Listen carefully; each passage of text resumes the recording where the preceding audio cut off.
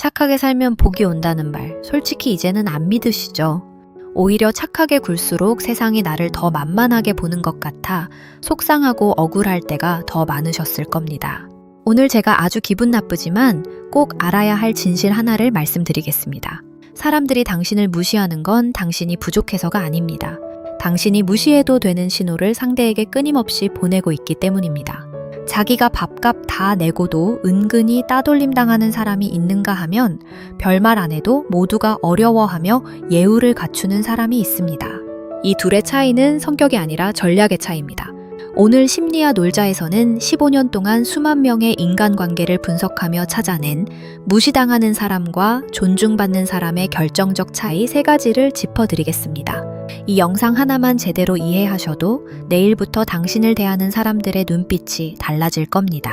첫 번째로 우리가 뼈아프게 마주해야 할 심리학 이론은 개인 심리학의 거장 알프레드 아들러의 과제의 분리입니다. 아들러는 인간관계에서 일어나는 거의 모든 불행이 타인의 과제에 함부로 침범하거나 내 과제를 남에게 넘겨줄 때 발생한다고 경고했습니다. 존중받지 못하는 분들의 공통점은 남의 감정을 자기 숙제처럼 떠안고 산다는 겁니다. 내가 이 부탁을 안 들어주면 저 사람이 나를 나쁘게 보겠지? 내가 참으면 모두가 편안해지겠지? 이런 생각들이 바로 당신을 만만한 사람으로 만드는 주범입니다. 48세 박 부장님의 사례를 한번 들어보세요. 박 부장님은 회사에서 천사로 통했습니다. 후배들이 실수해서 넘긴 일들도 허허 웃으며 다 대신 처리해줬고 주말에 부하 직원이 개인적인 이삿짐을 좀 옮겨달라는 무리한 부탁을 해도 허물없이 들어줬습니다. 박 부장님은 그게 선배의 도리이고 인격이라고 믿었습니다. 그런데 정작 승진 심사 때 후배들은 박 부장님을 추천하지 않았습니다. 오히려 뒤에서는 부장님은 거절을 못하니까 우리가 좀 편하게 부려 먹어도 돼 라고 수군거렸죠. 심지어 회의 때는 부장님은 어차피 다 좋다고 하실 거니까 그냥 저희끼리 결정하죠 라는 무시 섞인 말까지 들었습니다. 박 부장님은 큰 충격을 받고 심리 상담을 시작했습니다. 거기서 배운 것이 바로 과제의 분리였습니다. 상대가 나에게 실망하는 것은 그 사람의 감정이고 그 사람의 숙제이지 내 책임이 아니라는 사실을 뼈저리게 깨달은 겁니다. 이후 박 부장님은 무리한 업무 요청에 대해 이렇게 말하기 시작했습니다. 그건 제 업무 범위를 벗어난 일입니다. 각자 맡은 바를 책임지는 게 팀을 위한 길이죠 라고 단호하게 선을 그었습니다. 처음엔 후배들이 당황하고 부장님 변했다고 욕을 했지만 딱 3달이 지나자 놀라운 일이 벌어졌습니다. 박 부장님이 노라고 말하기 시작하자 그의 예스에 비로소 무게가 실리기 시작한 겁니다. 사람들은 이제 그를 호구가 아니라 자기 주관이 확실한 리더로 대접하기 시작했습니다. 존중은 모두를 만족시키려는 비굴한 노력을 멈추는 순간 시작됩니다. 두 번째로 주목해야 할 것은 사회심리학자 엘버트 메라비언의 법칙입니다. 이 이론에 따르면 우리가 대화할 때 상대에게 전달되는 메시지 중 언어적 내용은 고작 7%에 불과합니다. 나머지 93%는 목소리의 톤과 시각적인 태도에서 결정됩니다. 무시당하는 사람들은 대개 몸을 웅크리고 시선을 자주 피합니다. 말끝을 흐리거나 미안하다는 말을 습관적으로 내뱉죠. 반면 존중받는 사람들은 비언어적 권위를 활용합니다. 그들은 어깨를 펴고 상대의 눈을 피하지 않으며 무엇보다 공간 점유율이 높습니다. 52세 이 여사님의 이야기를 들려드릴게요. 이 여사님은 동네 모임이나 학부모 모임에만 가면 늘 존재감이 없었습니다.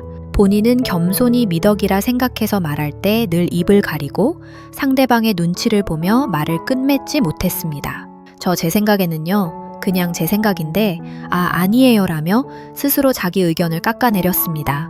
그러니 사람들은 이 여사님의 말을 가로채기 일쑤였고 중요한 모임 장소를 정할 때도 그녀의 의사는 아예 묻지도 않았습니다. 이 여사님은 뇌과학에서 말하는 파워 포징과 메라비언의 법칙을 실천해 보기로 했습니다. 모임에 나가기 전 화장실에서 2분 동안 어깨를 최대한 펴고 당당한 자세를 취했습니다. 단 2분의 자세 교정만으로도 우리 몸의 테스토스테론 수치는 올라가고 스트레스 호르몬인 코르티솔은 급격히 떨어집니다. 그녀는 말투부터 바꿨습니다. 아니에요, 대신 그렇군요. 하지만 제 생각은 이렇습니다. 라고 문장을 확실하게 끝맺었습니다. 상대의 눈을 피하지 않고 미간을 바라보며 천천히 말했습니다.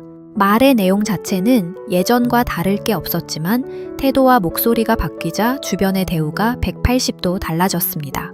사람들은 이제 그녀를 우아하고 주관 있는 사람으로 존경하기 시작했습니다. 세 번째로 주목해야 할 것은 가족 체계 이론의 창시자 머레이 보웬의 자기 분화 개념입니다. 자기 분화란 타인의 감정이나 반응에 휩쓸리지 않고 자신의 가치관을 지키는 내면의 힘을 뜻합니다. 분화 수준이 낮은 사람은 누가 무례하게 굴면 같이 흥분해서 싸우거나 혹은 겁을 먹고 비굴하게 사과하며 상황을 모면하려 합니다. 하지만 분화 수준이 높은 사람은 상대의 무례함을 그 사람의 낮은 수준으로 치부해 버립니다. 감정적으로 전혀 동요하지 않는 것이죠. 이것이 바로 상대를 제압하는 고수의 대처법입니다. 작은 식당을 운영하던 55세 김 사장님의 사례를 보시죠. 김 사장님은 진상 손님을 만날 때마다 같이 소리를 지르며 싸우거나 혹은 너무 겁을 먹어 공짜 음식을 내주며 달래곤 했습니다. 하지만 같이 싸우면 가게 이미지가 나빠졌고 공짜를 주면 그 손님은 또 와서 더 큰 행패를 부렸습니다. 하루는 한 손님이 말도 안 되는 이유로 고함을 치며 행패를 부리자 김 사장님은 화를 내는 대신 아무 말 없이 5초 동안 그 손님의 눈을 뚫어지게 쳐다봤습니다. 그리고 아주 차분하고 낮은 목소리로 단 한마디를 던졌습니다. 그래서 제가 어떻게 해드리길 원하십니까? 이 차분한 질문과 낯선 침묵은 상대방을 순식간에 당황하게 만듭니다. 무례한 사람들은 상대가 같이 흥분하거나 비굴해지길 기대하며 기싸움을 거는데 전혀 흔들림 없는 태도를 보이자 손님은 오히려 꼬리를 내렸습니다. 김 사장님은 깨달았습니다. 상대의 감정 쓰레기통이 되지 않는 유일한 방법은 내가 그 감정의 소용돌이에 가담하지 않는 것임을 말이죠. 이것이 바로 진정한 존엄의 힘입니다. 여기서 우리는 아주 중요한 심리적 전환점을 맞이해야 합니다. 왜 우리는 그토록 남에게 인정받고 싶어 할까요? 왜 무시당하면서도 그 관계를 단칼에 끊어내지 못할까요? 심리학적으로 이는 마음 깊은 곳에 자리 잡은 유기공포와 연결됩니다. 남에게 인정받아야만 내 존재 가치가 증명된다고 믿는 외부적 통제 소재에 갇혀 있는 분들이 참 많습니다. 하지만 명심하십시오. 남의 인정은 신기루와 같습니다. 오늘 나를 칭찬하던 사람이 내일 나를 비난할 수 있는 게 인간관계의 본질입니다. 에너지를 타인에게 쏟는 사람은 늘 불안할 수밖에 없습니다. 상대의 기분 상태에 따라 내 행복이 결정되기 때문이죠. 하지만 존중받는 고수들은 그 에너지를 자신에게로 돌립니다. 그들은 저 사람이 나를 좋아할까를 고민하지 않습니다. 인정 욕구라는 독에서 이제는 벗어나야 합니다. 내가 나를 귀하게 여기지 않는데 세상 그 누가 당신을 존중해 주겠습니까? 타인의 박수 소리에 귀를 닫고 내 내면의 목소리에 집중할 때 비로소 사람들은 당신을 함부로 대할 수 없는 사람으로 인식하기 시작합니다. 이제 구체적인 실천 가이드를 드리겠습니다. 당장 내일부터 딱 일주일만 이렇게 살아보십시오. 첫째, 선택적 고독을 실천하십시오. 일주일 중 이틀은 퇴근 후나 주말에 아무도 만나지 마세요. 핸드폰도 멀리하고 오직 자신과 대화하는 시간을 갖는 겁니다. 내가 무엇을 좋아하는지, 내가 최근에 느낀 불편함은 무엇인지 적어보세요. 자존감은 타인과의 관계가 아니라 자신과의 관계에서 싹 텄을 때 비로소 단단해집니다. 둘째, 3초 침묵과 짧은 대답을 생활화하세요. 누가 무리한 부탁을 하거나 기분 나쁜 말을 던지면 바로 반응하지 마세요. 속으로 셋을 세고 대답하십시오.